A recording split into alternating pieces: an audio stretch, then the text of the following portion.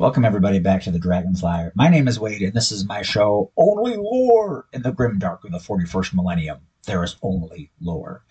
This is a series of timeline explained videos. It's all on a playlist. Go back and check them out.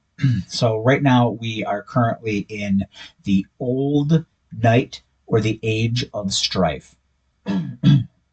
So previous to this was the Dark Age of Technology.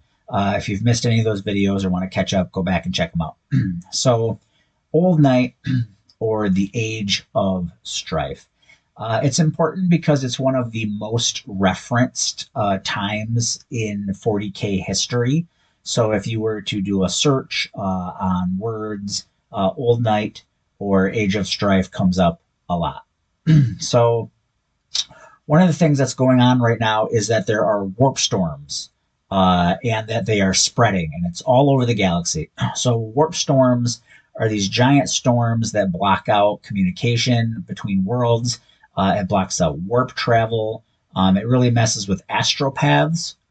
So a lot of the technology that the Imperium is based off of doesn't work or doesn't work well. So you got to remember, at the end of the Dark Age of Technology, there was the Cybernetic Revolt. And that was a really big deal. Damaged a lot of planets, killed a lot of people. And then there was also the Psychers started coming into existence a lot more often. They were killing a lot of people, creating demonic incursions. Humanity is spread all throughout the galaxy, but they're in really bad shape. They're hurting really bad. And now there's these warp storms, so people can't help each other and people can't travel nearly as well. It's a big problem. Millions, probably even billions or trillions upon billions or trillions are dying. And all of that is going right into the warp. So at the beginning of this, the Eldar are still at their height of power. But I would also add that they're at their height of depravity. Okay, so the Eldar have been allowed to just sort of hang out and get bored since the end of the war in heaven. And in the beginning, they were like, let's get into poetry and sculpture and, perfect warfare. Let's just become perfect at everything.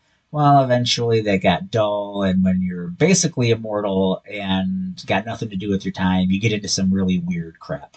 So it kind of got like Hellraiser meets S&M Club meets all sorts of things. And they got really into their own desires and their own pleasures, and on a scale, but that got really bad. So Earth, or Terra as it's called, is in a really bad place after the Cybernetic Revolt and all the Psychers. It basically devolves into techno barbarism.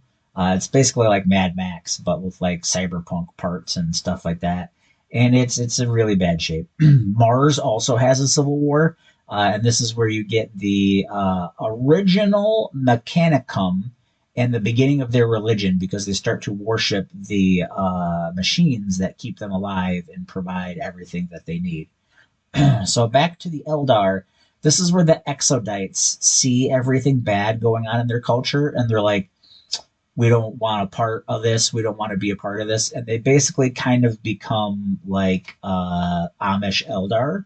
So they want a simpler life with less technology and less depravity. And so they leave. They take off.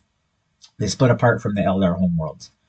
The Eldar are just in a terrible, terrible place with all of the crazy things that they're doing as a culture and as a society. And what that sort of reveals, or is revealed as, all these warp storms and all the terrible stuff that the Eldar were doing created a footprint in the warp, and it helped give birth to Slannesh. That's Slannesh right there.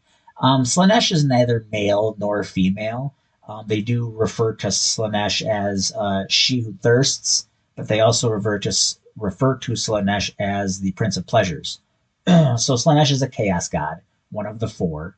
And this eruption from the warp does a bunch of things. So step one, it creates this wound in reality that becomes known as the Eye of Terror. And that becomes handy later on, because you can basically pass right from our universe into the warp by going into the Eye of Terror.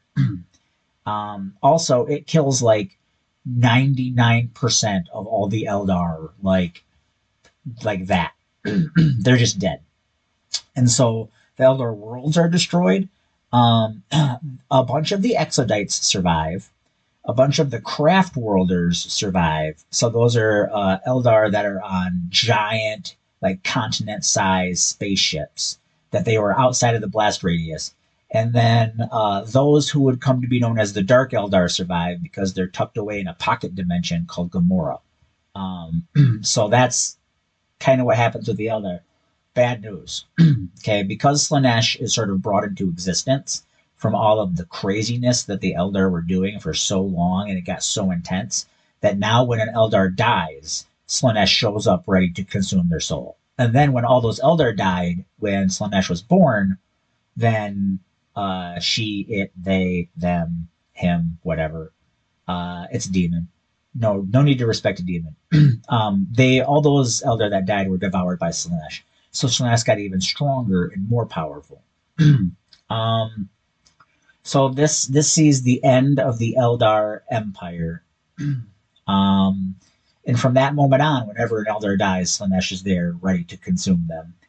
This is why the Eldar started to get into the use of their stones that they use, their soul stones. That way they can be deposited inside the stone and Slaanesh can't claim them.